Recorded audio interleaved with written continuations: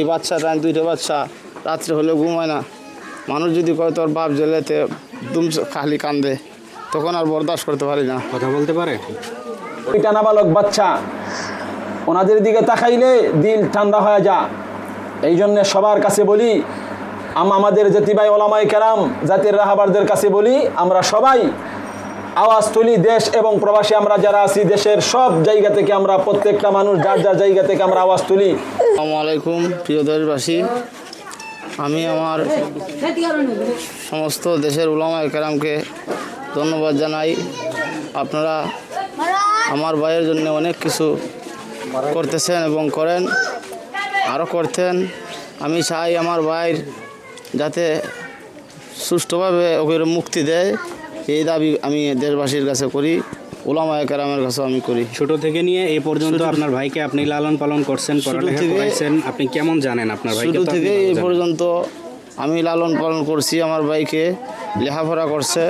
এই পর্যন্ত আমি কোনো একজন হুজুরও বিচার দিচ্ছেন না আমার কাছে, বা এলাকার কোনো মানুষে দিচ্ছেন না কোনো বিচার যে তোমার ভাই এই দুষ্টামি করছে।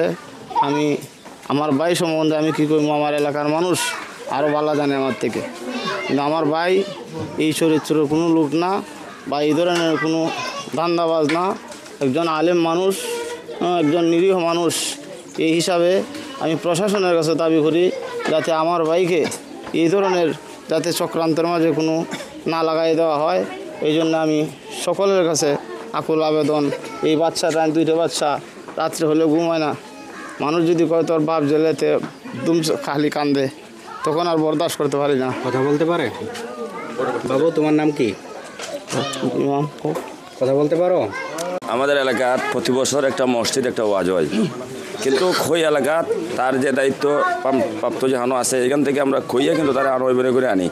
তা প্রতি বছরের নেয়, প্রতি বছরের একটা সিস্টেম অনুযায়ী এই ওয়াজের মধ্যে একদিন সে ঘন্টা 2 ঘন্টা তফসির করলে, ওয়াজ করলে এলাকাবাসীর মগ্ন হয়ে যায়।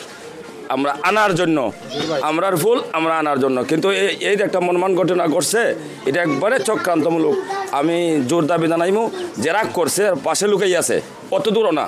এই কাজটা হামিদুরের মাধ্যমে কোনো ক্রম মৌলানা হাবিবুর রহমানের মাধ্যমে এই ধরনের কাজ শাহবাজপুর এলাকাতে না, সারা বাংলাদেশের ভিতরে এরকম অসম্ভব কথা। কিন্তু এটা একটা চক্রান্তবিদ্যা, এটা ষড়যন্ত্রমূলক, হয়তো ইমাম মসজিদে ফাঁসানোর জন্য এটা করা হয়েছে। এই বিধানে আমি অতি সত্তর অবিলম্বনে জানাইমু, যে সরকার প্রশাসনের কাছে জানাইমু, ডক্টর ইউনূসের কাছে আমি অন্ততপক্ষে আমার আন্তরিকভাবে করতে পারি, এত ভালো আলিম, এই আলিমের উপরে যদি এই ধরনের নির্যাতন হয়, তাহলে বাংলাদেশ নামের কলঙ্ক হয়ে যাবে। এটা আমি আমার অনুভূতিতে বলছি। সম্মানিত দেশবাসী, দেশ এবং দেশের ভিতরে এবং প্রবাসে যারা আছেন, সবাই একটি খবর জানেন। আমরা ব্রাহ্মণবাড়িয়া থেকে আসছি।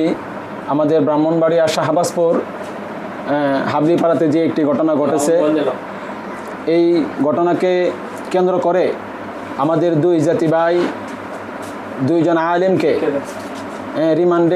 রিমান্ডের আদেশ দেওয়া হয়েছে, কোর্ট থেকে দেওয়া হয়েছে, আমাদের ব্রাহ্মণবাড়িয়া কোর্ট থেকে। আমরা ওনাদের বাড়িতে আসছি, ওনাদের বাড়িটা দেখার জন্যে আমি এবং আমার বন্ধুবর মুফতি খালেদ সাইফুল্লাহ ইসলামাবাদী এবং এই মাহফিলের জি মিডিয়ার পরিচালক মাওলানা মশিউর রহমান সিদ্দিকী সাহেব সহ আমরা আসার পরে যেই বিষয়টা শুনতে পেলাম, আসল খবর আমরা পাইলাম, আসলে ইমাম সাহেব মাওলানা হামিদুর রহমান সাহেবকে ফাঁসানো হয়েছে। এটা একেবারেই স্পষ্ট ক্লিয়ার হয়ে গেছে। কারণ হইল, যেই দিন শুক্রবার দুপুর থেকে, যেই দিন থেকে মেয়েটাকে পাওয়া যাচ্ছিল না, ময়নাকে, এই ময়না যেই সময় থেকে হারানো হয়েছে, ওই সময় ইমাম সাহেব ছিলেন ওনার দেশের বাড়িতে, হবিগঞ্জ বানিয়াচং। এটা কোন জায়গা?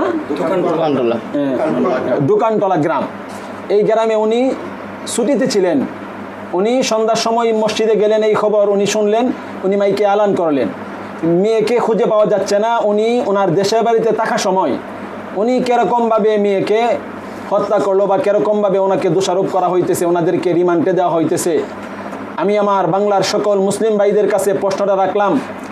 আর এখন আইসা যেই মর্মান্তক 2টা দৃশ্য দেখলাম, ওনার ছোটো 2টা নাবালক বাচ্চা, ওনাদের দিকে তাকাইলে দিল ঠান্ডা হয়ে যা। এই জন্য সবার কাছে বলি, আমাদের জাতিভাই ওলামায়ে কেরাম জাতির রাহাবারদের কাছে বলি, আমরা সবাই আওয়াজ তুলি। দেশ এবং প্রবাসী আমরা যারা আছি, দেশের সব জায়গা থেকে আমরা প্রত্যেকটা মানুষ যার যার জায়গা থেকে আমরা আওয়াজ তুলি। হামিদুর রহমান সাহেব নির্দোষ, এই কথার দ্বারাই প্রমাণিত হয়। কারণ যেই সময়ে ঘটনা ঘটে উনি বাড়িতে ছিলেন, এটাই সত্য, এটাই বাস্তব। আমরা ওনার নিজ বাড়ি থেকে এই খবর, উনি হইলেন ওনার আপন ভাই, বড় ভাই। আপনার নাম জানি কি? জাবিদুর রহমান। জাবিদুর রহমান সাহেব। উনি হইলেন ওনার মামা। আপনার নাম জানি কি?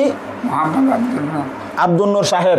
এবং বানিয়াচংয়ের আমরা ওনার বাড়িতে আসার জন্য আমাদেরকে সর্বোচ্চ সহযোগিতা যিনি করেছেন, আমাদের গোটা বাংলাদেশ এবং দেশের বিভিন্ন রাষ্ট্রে যিনি ভ্রমণ করেন, আমার বড় ভাই সম্মানিত মুফতি নাসিরউদ্দিন আনসারী সাহেব, ওনার বাড়িও বানিয়াচং। ওনার সহযোগিতায় আমরা এই বাড়িতে আসতে পারছি।